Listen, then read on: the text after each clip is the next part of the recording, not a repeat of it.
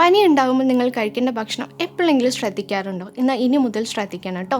പനി ഉണ്ടാകുമ്പോൾ എപ്പോഴും നമ്മൾ സെമി സോളിഡ് ആയിട്ടുള്ള ഫുഡാണ് കഴിക്കേണ്ടത്. ഫോർ എക്സാമ്പിൾ ആയിട്ട് പറയുകയാണെന്നുണ്ടെങ്കിൽ റാഗി പൊറിച്ച്, എല്ലാന്നുണ്ടെങ്കിൽ ഓട്സ് പൊറിച്ച്, എല്ലാന്നുണ്ടെങ്കിൽ നമുക്ക് പറയാം വീറ്റ് പൊറിച്ച്, ഇതൊക്കെ ഇൻക്ലൂഡ് ചെയ്യുക. കൂടെ തന്നെ സൂപ്പും പറ്റുകയാണെങ്കിൽ ഇൻക്ലൂഡ് ചെയ്യുക. ഈ സൂപ്പ് ഇൻക്ലൂഡ് ചെയ്യാൻ പറയുന്നത് എന്താണെന്ന് വെച്ചാൽ, നമുക്ക് പനി ഉണ്ടാകുമ്പോൾ നമ്മളെ ബോഡിയിൽ അത്യാവശ്യമാണ് പ്രോട്ടീൻ്റെ കണ്ടന്റ്.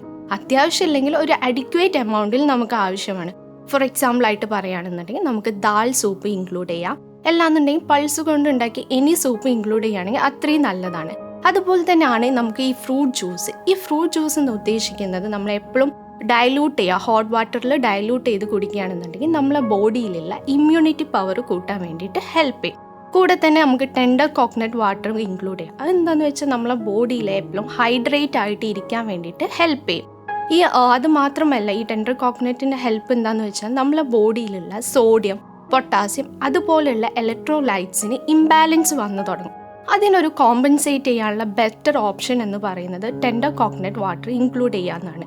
ഇതിനൊക്കെ പുറമെ നമ്മൾ ഡേ ടു ഡേ ലൈഫിൽ ഡ്രിങ്കിങ് വാട്ടർ അത് വളരെ ഇമ്പോർട്ടൻ്റ് ആണ് അല്ലേ.